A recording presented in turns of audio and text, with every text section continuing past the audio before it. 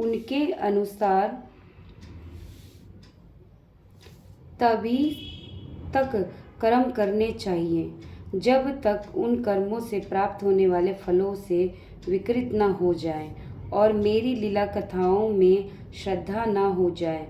जो व्यक्ति अपने वर्ण आश्रम में रहते हुए यज्ञों द्वारा निष्काम भाव से मेरी आराधना करता है, उसे स्वर्ग या नरक में नहीं जाना पड़ता।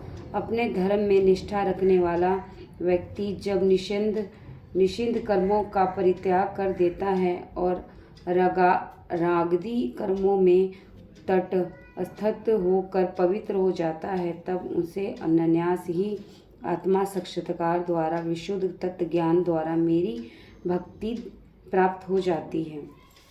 बुद्धिमान पुरुष स्वर्ग की अभिलाषा नहीं करता, क्योंकि वह जानता है कि स्वर्ग भी सांसारिक भोगों की तरह क्षणिक है।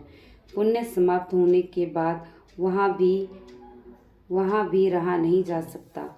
फिर कर्म के अनुसार अन्य योनियों की प्राप्ति होती है।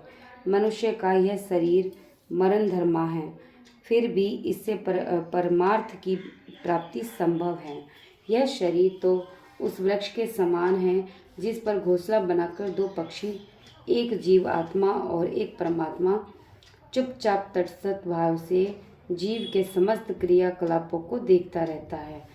वह देखता है कि यमराज के दूत जीव के शरीर रूपी वृक्ष को निरंतर काटते रहते हैं। जब उस कटते हुए वृक्ष को देखकर अनासक्त परमात्मा उस वृक्ष से जड़ जाता है, तो जीव पक्षी भी उड़ जाते हैं। उस जीव का यही अनासक्त भाव उसे परमात्मा के पास ले जाता है। परंतु जो जीव उस वृक्ष को छोड़कर नहीं उड़ता, वह निरंतर दुख ही भोगता है। ये दिन और रात प्रत्येक क्षण शरीर की आयु को क्षीण करते रहते हैं। जो इसे जानकर भगवान की भक्ति में लग जाता है, उसे परमात्मा प्राप्त हो जाता है और उसे इसमें लिप्त रहता है। वह नरक में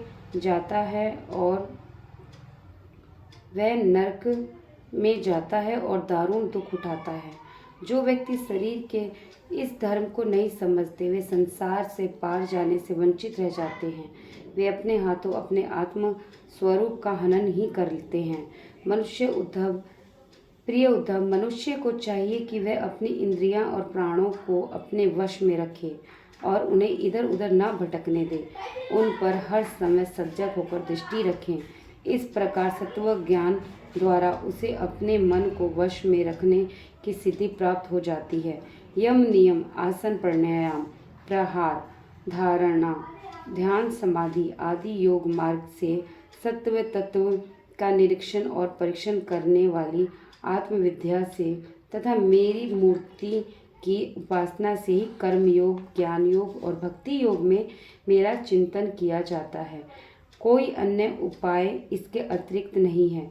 कर्म योग में कर्मों की श्रेष्ठता तथा शुद्धता का ध्यान रखना पड़ता है। ज्ञान योग में बुद्धि की पवित्रता का और भक्ति योग में भक्ति की लयबद्धता देखी जाती है। उद्धव, वैसे तो योगी का कोई पाप कर्म नहीं होता, परंतु यदि कभी उससे कोई अपराध हो जाए तो उस योग द्वारा ही नष्ट हो कर देना चाहिए।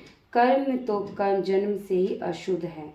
अनर्थ के लिए मूल उनका नियंत्रण करना ही शास्त्र की दृष्टि से नियम कहलाता है।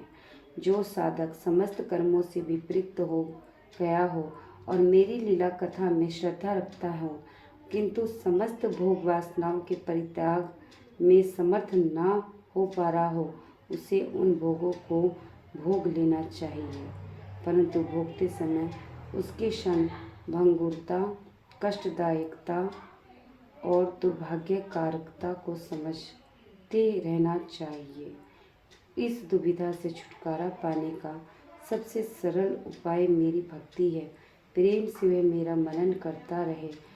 उसके ऐसा करने पर मैं उसके हृदय में आकर बैठ जाता हूँ और मेरे विराजमान होते ही उसकी सारी वासनाएं और पाप में संस्कार नष्ट हो जाते हैं।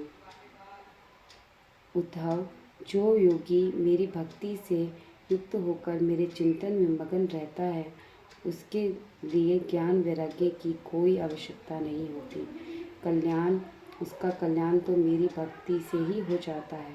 कर्म, तपस्या, ज्ञान, वैराग्य, योगाभ्यास, दान, धर्म और दूसरी कल्याण साधनों से जिस स्वर्ग, परम धाम, आत्म साक्षात्कार आदि की प्राप्ति होती है, वह मेरे भक्त को अनायास ही प्राप्त हो जाती है।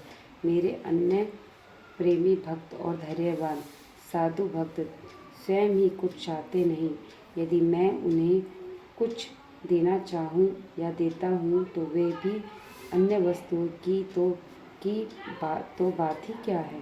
वे कैवल्य मोक्ष भी लेना चाहते हैं।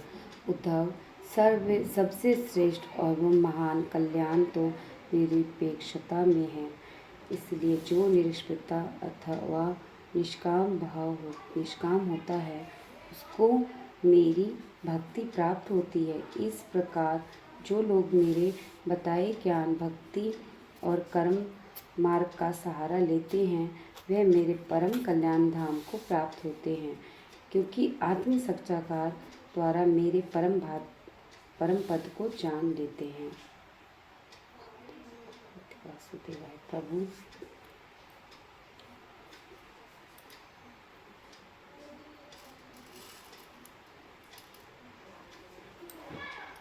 शुक्रिया प्रभु। श्री राधे राधे।